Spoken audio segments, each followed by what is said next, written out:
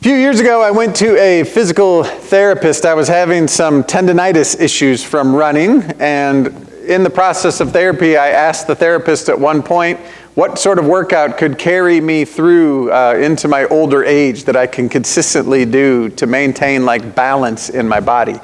And what he said was 3 times a week I should do a push, a pull, a lunge, a squat, and an ab. So push-ups or otherwise pushing with your body, something of pulling like curls or rows, some kind of squatting, lunging, and the ab. Now the ab is the tricky part for me. I have always had a bit of a weak core. And when we talk about that core part of our body, right, it keeps us in balance. And I've had hip problems here and there and back problems, and so much that I think comes from that place of having a weak core. So a good workout should work out that core and give us a strong center from which our bodies can physically live. Now, I would argue that today's gospel text is about our core, but in a little bit of a different kind of way. I like to start most of our church meetings, when possible, with the gospel for the week to come, because that gospel tends to shape our conversations. If it's a meeting about, say, confirmation, we can read that gospel and ask how it informs faith formation for our young people. If it's a meeting about finance, we can read that gospel and see how it informs our conversations about church finance. Tuesday night, we had a meeting here or on Zoom, actually, not here, but a meeting on Zoom with our council and leadership from Zion, as well as some other people that we have invited to help with our discernment about next steps relative to this pandemic. And before we talked about communion, which we were working on, and some small group gatherings, we read this gospel. And as we read it, it's so easy to jump straight to the feeding of the 5,000 miracle at the end. But one of our council people, there were lots of great insights. One of them raised a point that I had never really reflected on in this text. Jesus goes off to a deserted place. He comes back from that deserted place by boat, and all of these people come out from these towns, and they bring sick people with them. So if you think about that, right, walking on foot out into the middle of the nowhere, whether you're sick or you're bringing someone who is sick, this is a hard journey that they go on. Jesus has compassion for them, we are told, and in that space heals the people that are sick. And then we get to the point where we find out that they didn't bring any food with them. And the person on our council that noticed this said, maybe they didn't make the best choices. They didn't come prepared. They didn't plan for this journey they were making. They just went out into the wilderness with some expectation that things would turn out okay. Now, a colleague of mine would say that sometimes we have to step out in faith, and maybe that's what they did. But I think it's not bad to assume, too, that maybe they didn't plan well for this venture that they headed out on that day. And yet, even though they maybe didn't make the best choices, or maybe they did walk out in faith, either way, Jesus meets their need, meets their illness with compassion. And he meets their hunger with compassion. Now, wrestling with that idea of compassion is where we can get to an understanding of this text as about working out our core. Now, in English, in our translation today, and the way we talk about compassion in English, it's a noun, right? So in this sentence, Jesus had compassion for them. Compassion is a noun, and the verb, the action, in this case, is that it's to have, right? Jesus has compassion. The verb is the having, compassion is the noun. Now in Greek, there is a noun that represents that idea of compassion. But in most of the places where Jesus has compassion, it's actually a verb. It's an action. The action that is happening is compassion.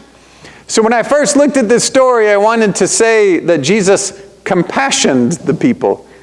Except the grammar I had to learn, because I'm not super strong on grammar. This is a passive verb. Passive verbs mean that the subject of the sentence is acted upon by the verb. So, for instance, if I quit my job, I would be the subject, and quit would be the verb, and I would be the one making that action happen. But if I was fired from my job, I'm still the subject of the sentence, but the action of being fired is happening to me. It's not something that I have done. It's passive. The subject of that sentence receives that action. And the verb in this case, compassioned, is passive. Meaning that as Jesus is met by this desperate group of people that comes out into the wilderness in deep need of healing, he experiences the action of the verb compassion. Something happens to him. He is the one that receives this compassion that he then shares with those people that are in need. Now, the other thing about Greek vocabulary is that there is an actor, an agent, right, that is making that happen. And in many sentences, that agent is described, right? We know who it is that's doing that action. In this particular verse, that's not the case. It simply says that Jesus receives this compassion that he shares with others. So we can understand then that the agent perhaps is God. That Jesus, having been met by the deep need of these people, receives this act of compassioning from God that he then shares with others. Now there's another important part about this word for compassion. In their thought, it was sort of understood that compassion was kind of the deep seat of our emotions. Like we have surface level emotion, we can get angry, we can be happy. But deep down, where deep grief is held or where deep joy comes from, that is the place of compassion. It's kind of that deep inner organs kind of sense where we talk about our heart being set deep in this place. And we can also talk about compassion then as God's loving mercy. So what's happening in this story is all of this huge crowd comes out in desperate need, and God touches Jesus' deep place of mercy so that Jesus' deep core of who he is as a human, as a God-made human, can connect to the deep need of those people that are in front of him. And when his core, when his deep compassion itself is then connected to their deep need, he can't do anything but act. He heals them. That's what he does because of that deep connection. Now this then is where this story becomes a core workout. You see, the disciples, they have not yet had that deep part of who they are as humans connected deeply into those people that are around them.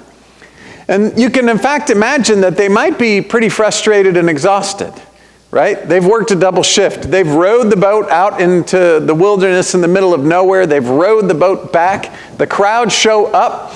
And I don't know that we ever think about what the disciples are doing while Jesus is healing people, but you can bet that they were in some form of crowd control, right? People coming and asking them for things that, can I just touch Jesus' robe? Can you just get me close to him?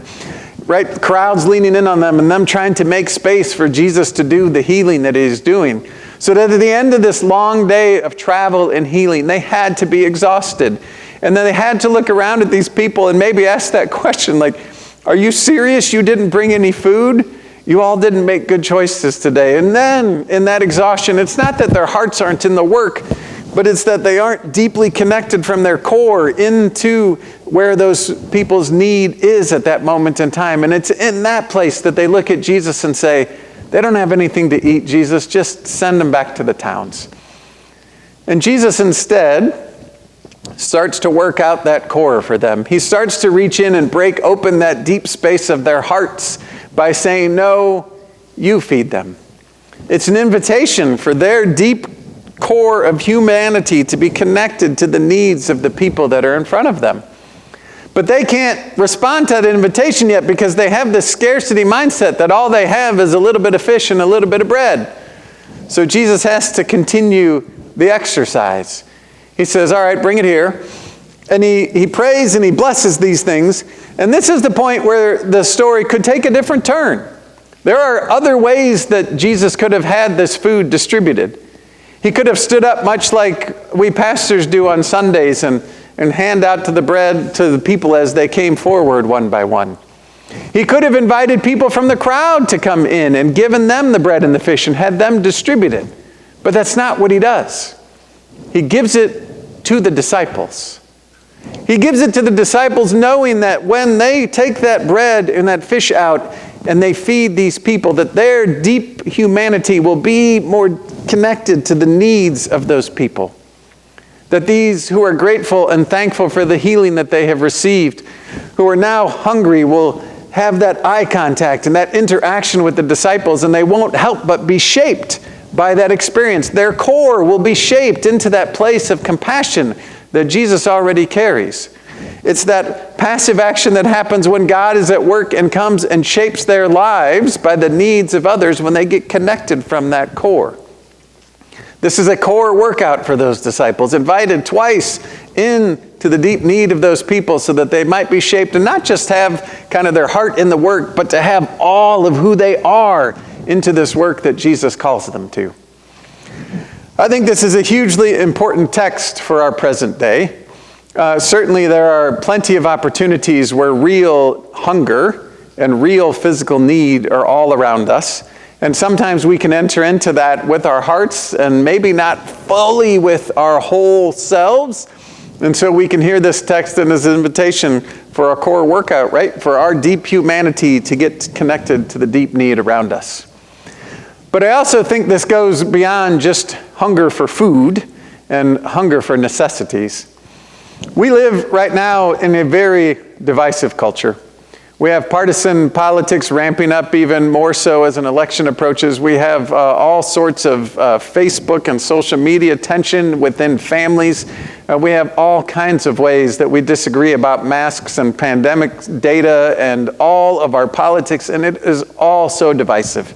People are hungry for something different. We are hungry for some peace and unity and the very things Jesus promises us, right? When he prays to God in John and says, may they be one as we are one.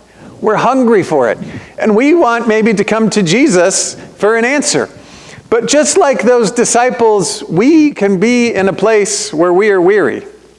And so I ask you today to think about some of those questions that we might ask about other people's choices. Whose choices in these times of division are frustrating for you? Who do you get exhausted by? What news wearies you? What complaints and what struggles land on you and you get frustrated to continue to hear them again and again? Who is it that you would least like to be in a conversation with in these days?